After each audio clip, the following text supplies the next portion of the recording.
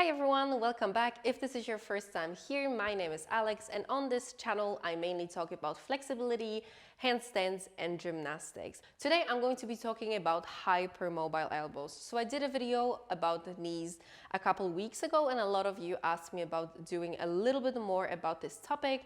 So today I decided to cover the elbows. So I don't have hypermobile joints, so it's a little bit hard for me to show you how it looks, but I have attached pictures here. So here you can see a picture of someone that has hypermobile elbows.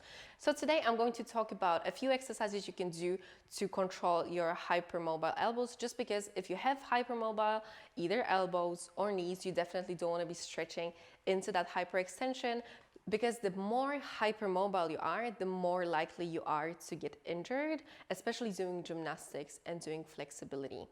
So I'm going to start with some exercises that will help you strengthen your elbows. They will also help you bring more awareness to how far you should extend your arms before you extend them too much. And at the end, I'm going to show you how to control your hypermobile elbows when doing handstands and how we can work on gaining strength and awareness and not sinking into our hypermobility. So the first exercise we're going to do is a strengthening exercise and also an exercise that builds awareness. So it is very similar to the exercise we did for our knees a couple of weeks ago, but now we're going to be doing it for our elbows. So I'm going to be using an elastic band, and ideally you want to attach it to something, but since I don't have anything to attach it to here, I'm just going to put it under my knee.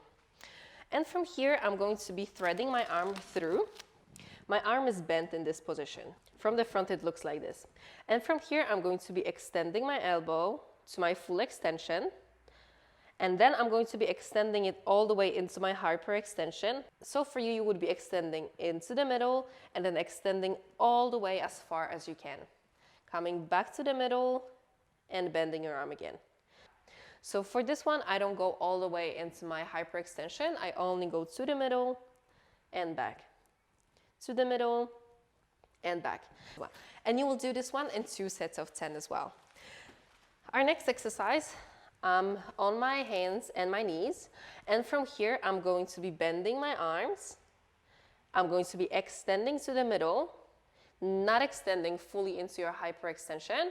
So I only extend to the middle, and I'm trying to feel my triceps working here and my biceps working here. So you really need to try to find this middle point between having your arms bent and having your arms hyperextended. So what this exercise is about is just understanding where the middle is and teaching our muscles to engage on both sides at the same time. So I engage both my biceps and my triceps, bend again, straighten, engage both the front and the back. Once this becomes easy for you, doing 2 sets of 10, we're going to be doing push-ups. So I'm on my knees, and I'm going to be doing the same here. So I come down all the way. And as I come up, I only want to come up to the middle, so not into my hyperextension, and coming back down again. And we're going to be doing 2 sets of 5 or 2 sets of 10. So these are the exercises I would recommend you do every second day or at the end of your training session. Doesn't have to last forever, can be 2 minutes, 3 minutes, depending on how much time you have. Now we're going to look at how to protect our elbows when we're stretching. So one of the exercises that aggravates our elbows a lot when stretching is this one here. So this is a chest and shoulder stretch, and I'm going to be sitting my bum as far forward as I can. And this is really putting a lot of pressure on my elbows. So what you can do for this one, you can either always keep your elbows a little bit bent, and it actually doesn't make the stretch less, it actually makes it stretch you more. If this doesn't work for you, you can also be doing it fingers pointing towards your hips, and I'm going to be sitting down here, my arms are bent. Another stretch that aggravates this a lot is a partner stretch or a wall stretch for a chest. So it is this one. You've probably tried this one before. So you put one arm on the wall, or someone is holding onto your arm, and then you're twisting away from your arm. This also puts a lot of pressure on our elbows. So what do we want to do for this one? I'm going to simply move a little bit closer to the wall so I can have my whole arm on the wall, my elbows on the wall, and then I'm going to be stretching from here. If you do partner stretching and you maybe do both arms back at the same time, you want to always tell your partner to please hold you by your elbows and not by your hands, because we really don't want to be stretching more into that hypermobility. Another stretch that might aggravate it is the shoulder stretch. So it is this one here. When I'm leaning down to the ground, some people will feel it. It doesn't really stretch your elbow this way. It stretches your elbow this way, so sideways. But if you feel it in this one, you can also be using a block under your elbows. So I'm going to be putting a block or a cushion under my elbows, or I put my whole arms down on the ground, and then I'm going to be stretching from here. And you can do the same when you're using the wall. So instead of only holding on with your hands, I'm going to be putting my whole elbows on and then stretching from here. You will probably not feel it as much as you would feel the one when only your hands are on the floor or only your hands are on the wall. But what you can do, you can ask if you have a stretching partner to push you down a little bit more, and this really, really protects your elbows. And last but not least, we're going to talk about how to manage this in a handstand.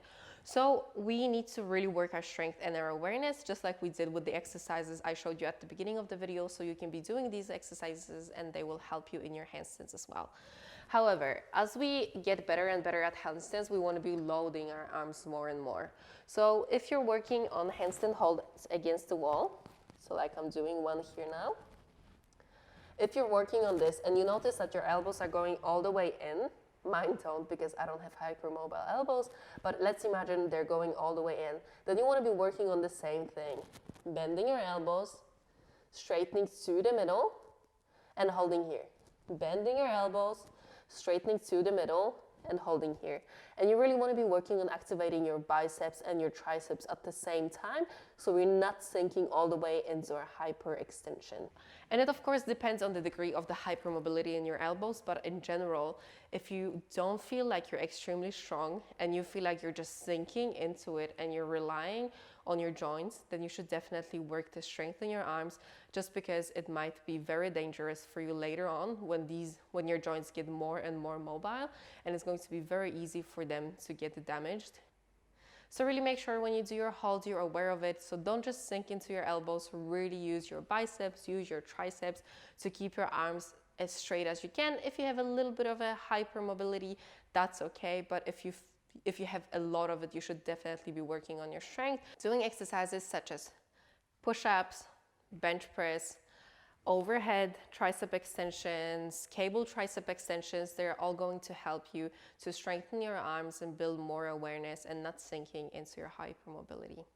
I hope this video helped, and if you want more information about it or you have any experiences that you would like to share with me considering hypermobility in your elbows or your knees, or any kind of research that you have read about it, I would be super happy to hear it. So please message me on Instagram or write a comment here, and I would love to hear your story. Thank you so much for watching. See you next time.